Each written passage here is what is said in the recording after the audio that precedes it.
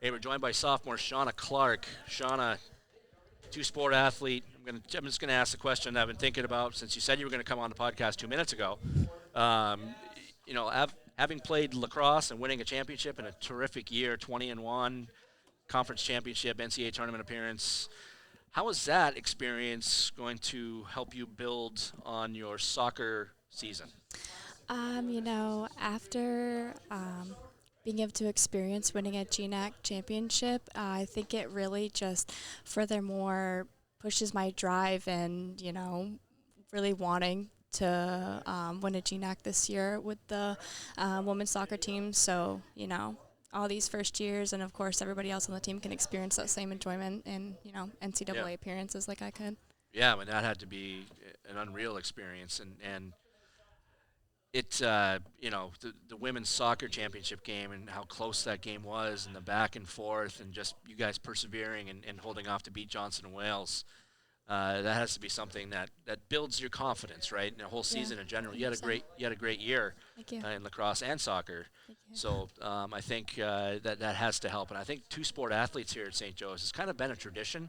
There've been a lot of really really outstanding athletes, and have you noticed that? Have you seen that in the history of our? I don't know if you're a St. Joe's athletics like history of like buff. If you study the record books, but um, it really is a tradition here. So talk about how maybe that feeds you and gets you some motivation to do the same and follow in their footsteps. Yeah, I can't say I really know like a lot of Yeah, St. Joe's alum that have played women's soccer and women's lacrosse. I honestly think I might be one of the first ones. you might be the first to do those two Yeah. sports. Yeah, So I guess. or actually no, Lauren Hagerman, who's going into the Hall of Fame this year. Oh yeah, yeah, you're So right. she was the first. I don't know that we've had one since. Right. So first one in quite a while, I Yeah, guess. yeah. So expectations are high. Yeah. Oh yeah, feeling the pressure already. Yeah, yeah. Just the same as all other two-sport athletes. I'm really just trying to, like fill my time here at St. Joe's, try to Mm. make my mark, I guess, on the athletic side, and of course academics. Of course, there's that. What's your major? I'm biochemistry, Okay. pre-optometry. Okay. Yep. Cool. So you plan to go to grad school to be an I optometrist? do, yeah. Yeah. So what that's a field that's always interested me in like what when was the moment kind of like you knew you wanted to go into that? Honestly, probably when I was about a sophomore in high school, I had absolutely no idea what I was going to do. I always knew I kind of work in the medical field, though. I just didn't Yeah. really know like what side.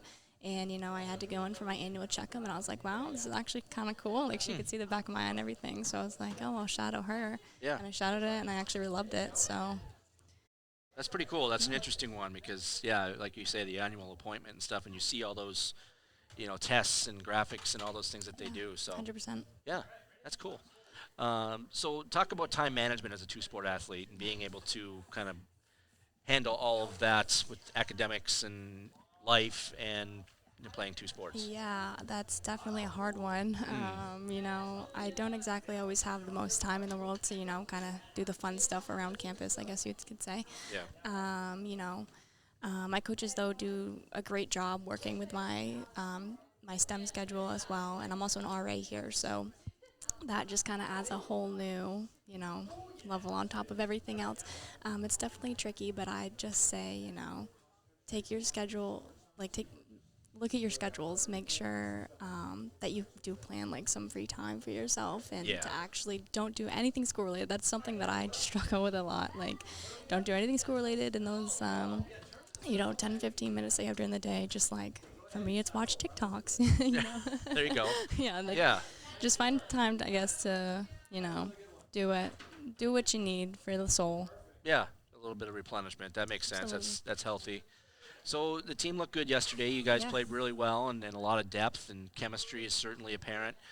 Talk about the season ahead and what you think we're going to see from the women's soccer team. Yeah, I'm actually really excited. This season we're trying out a new formation, one that I honestly don't think I know we haven't done it since I've been here. Mm. And it's really exciting, like we're incorporating a new position, like the wing back position. So we've been trying like quite a few people in there, just kind of seeing what they can do. And that's really exciting, being able to watch the teamwork and, the communication with each other and everybody's positivity to kind of work through this new formation. Because I think when Coach asked, like, who's played this formation before, it was only like 5 people, if Really? that. Yeah, none of the freshmen really. So, I mean, especially after yesterday, it was really cool being able to watch, not only the freshmen, but also everybody else, like, step up into those roles and really lead the team. That's cool. Definitely a good result yesterday in the scrimmage, and everybody got in and played really well. So, you have another one coming up on Sunday, and then the season's right around the corner. So, I'm very excited to see your team after yesterday for sure. That gave us some really good some good vibes going forward. So, all right. Well, thank you for joining us. Thanks Yes, for thank doing you. this. I Thank hope it you. wasn't too painful. No, not at all. All right. Great. Thank you. Thanks, Shauna. Good luck this year. Thank you.